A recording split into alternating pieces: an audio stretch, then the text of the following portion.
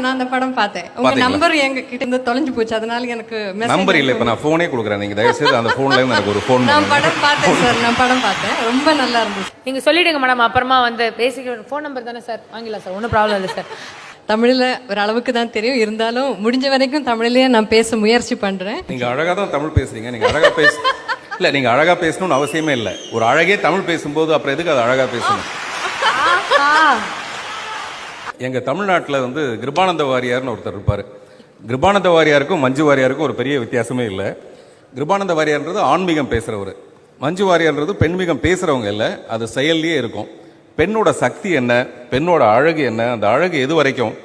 உதாரணத்துக்கு அந்த கம்பி இருக்குல்ல, அது கம்பியாகவே இருந்தால் துருப்பிடிச்சு போயிடும். ஆனால் அந்த கம்பிக்குள்ள ஒரு சின்னதாக ஒரு கரண்ட் இருந்துன்னு வச்சுங்களேன், அது கடைசி வரைக்கும் துருப்பிடிக்காது. அந்த மாதிரி பெண் பெண்ணாகவே இருந்துட்டா வயசாக வயசாக அழகு குறைஞ்சி எல்லாம் முடிஞ்சு போயிடும்.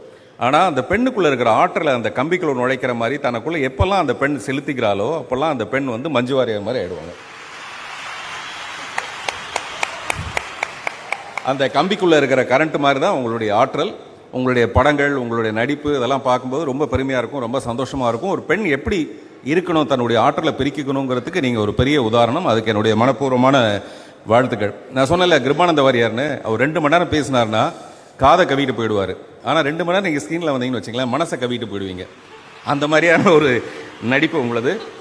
அசுரனுக்கு என்னப்பா பெண்பால் யாருக்கா தெரியுமா? அசுரனுக்கு என்ன பெண்பால்? அசுரி. அசுரி. அப்படி ஒரு நடிப்பு மஞ்சு வாரியருடைய நடிப்பு. வாழ்த்துக்கள். இப்போ நீங்கள் பேசலாம். ரொம்ப ரொம்ப சந்தோஷம் சார். இந்த அவார்டு வந்து எனக்கு ரொம்ப சிறப்பானது. தமிழில் ஒரு அளவுக்கு தான் தெரியும், இருந்தாலும் முடிஞ்ச வரைக்கும் தமிழ்லேயே நான் பேச முயற்சி பண்ணுறேன். ஏன்னா இது வந்து நான் முதல் தமிழ் படத்துக்கு கிடைச்ச முதல் விருது, இந்த பிஹைண்ட் வுட்ஸ் அவார்ட்.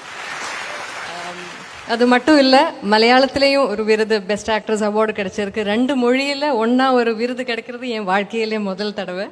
2 படத்தோடையும், லூசிஃபர் படத்தை பற்றி பேசும்போது அஃப்கோர்ஸ் பிருத்விராஜ், முரளி, அதோட ப்ரொடியூசர் மிஸ்டர் ஆண்டனி, அதுக்கப்புறம் above all dear respected Lalettan for அந்த படத்துக்கு நான் சரியாக இருப்பேன்னு நினச்சதுக்கு அவங்களுக்கும், அதுக்கப்புறம் அசுரன் என்ற என் முதல் தமிழ் படத்துக்கு என்னை கூப்பிட்ட முதல்ல தனுஷ் சார், அதுக்கப்புறம் இந்த வாய்ப்பு கொடுத்த வெற்றி சார், அந்த படத்தில் என் கூட நடித்த எல்லாவரையும், நடித்தது மட்டும் இல்லை, அந்த படத்தில் என் கூட வேலை செஞ்ச இவங்க எல்லாருக்கும் ஒரே மாதிரி இந்த விருதில் பங்கு இருக்குன்னு நான் நம்புகிறேன். ஸோ இதுக்கு எல்லாம் ரொம்ப நன்றி. பிஹைண்ட் வுட்ஸுக்கும் நன்றி.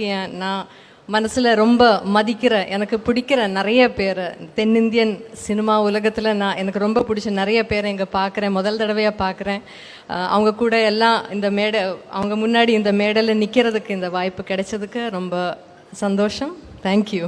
நீங்கள் அழகாக தான் தமிழ் பேசுகிறீங்க, நீங்கள் அழகாக இல்லை, நீங்கள் அழகாக பேசணும்னு அவசியமே இல்லை. ஒரு அழகே தமிழ் பேசும்போது அப்புறம் எதுக்கு அது அழகாக பேசணும்?